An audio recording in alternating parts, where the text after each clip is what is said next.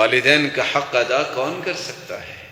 رسول اللہ صلی اللہ علیہ وآلہ وسلم کے صحابی بیان کرتے ہیں، ابو بردہ،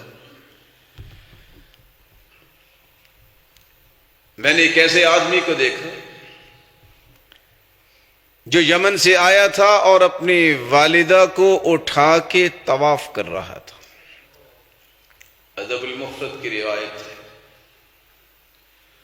اور یہ کہہ رہا تھا انی لها بعیرها المذلل ان ازعرت رکابها لم ازعروا، میری سواری اگر تھک بھی جائے تو میں نہیں تھکوں گا، میں نے اپنی والدہ کو اٹھایا ہے اور میں اپنی والدہ کی سواری ہوں۔ اس دور میں جہاز نہیں تھے، یہ یمن سے آنے والا شخص جو رسول اللہ صلی اللہ علیہ وسلم کی سنت کے مطابق، سکھائے گئے طریقوں کے مطابق عمرہ کر رہا ہے، ماں کو اٹھا کے طواف کر رہا ہے۔ آج بھی نیٹ کی دنیا میں جائیے، 1148 کلومیٹر زمینی فاصلہ بنتا ہے جو ماں کو کندھے پہ اٹھا کے لایا اور آ کے طواف کیا، اور پھر پوچھا میں نے ماں کا حق ادا کر دیا؟ تو عبداللہ ابن عمر نے فرمایا تھا وَلَوْ بِزَفْرَةٍ مِّن زَفَرَاتِهَا وَلَوْ كَقُلَامَةِ ظُفُرٍ، ایک تکلیف کا بدلہ بھی تم نہیں دے سکے جو ماں کو ولادت کے وقت اٹھانی پڑی۔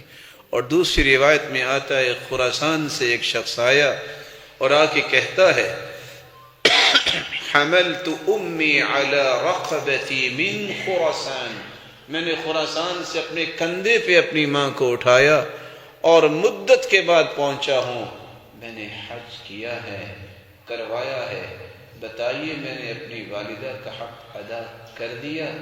خراسان آج بھی ذرا زمینی فاصلہ چیک کیجئے، 3486 کلومیٹر زمینی فاصلہ ہے۔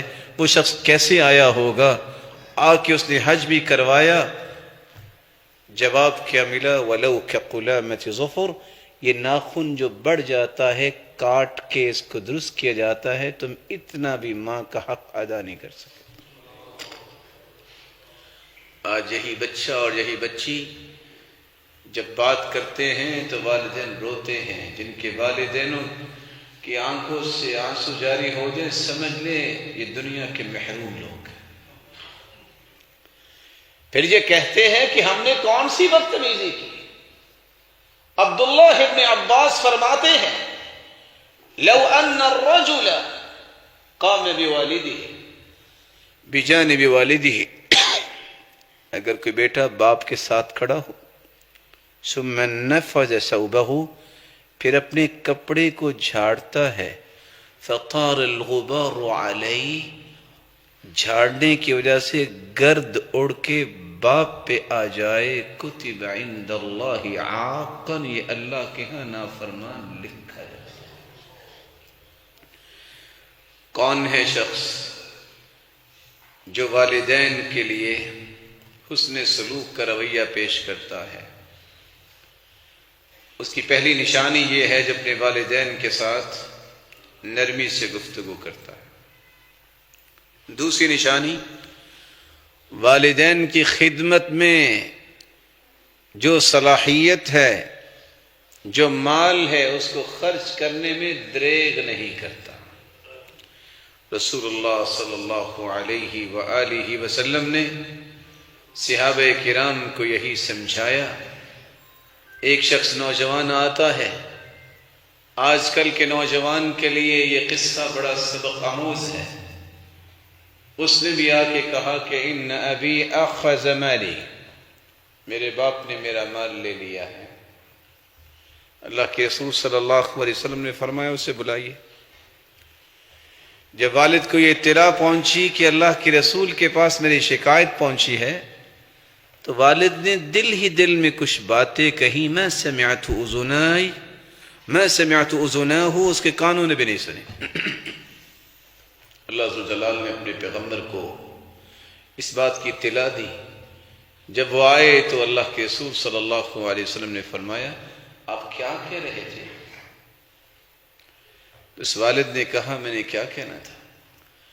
وَزَوْتُكَ مَوْلُودًا وَعُلْتُكَ يَافِعًا تعل بما أجني عليك وتنهل إذا ليلة ضافتك بالسقم لم أبت لشكواك إلا ساهرا أتململ كأني أنا المطروق دونك بالذي طرقت به دوني فعيناي تهمل فلما بلغت السن والغاية التي إليها مدى ما فيك كنت أؤمل جعلت جزائي غلظة وفظاظة كأنك أنت المنعم المتفضل فليتك إذ لم ترع حق أبوتي فعلت كما الجار المجاور يفعل. اللہ کے رسول میں یہی کہہ رہا تھا، بچپن سے لے کر تیری غذا کا بندوبست کرنے کی فکر نے مجھے نہ ڈھال کر رکھا تھا. بیٹے بیمار تم ہوتے، ساری ساری رات میں بیدار ہو کے گزارتا، روتا، کب اسے چین آئے گا. میں یہ تمنا لے کے بیٹھا تھا کہ کب یہ کڑیل جوان ہوگا، میرا دست و بازو بنے گا. تو جو ہی جوانی چڑھا، ہر سخت بات اور بدتمیزی کی بات تم نے میرے ساتھ کرنا شروع کر دی. کاش تم مجھے باپ نہیں سمجھتے تھے. تو ایک پڑوسی بھی تو اچھے پڑوسی کے ساتھ اچھا رویہ پیش کرتا ہے. میں مدت سے آپ کے ساتھ رہتا ہوں، مجھے پڑوسی سمجھ کے اچھا رویہ کر رہے.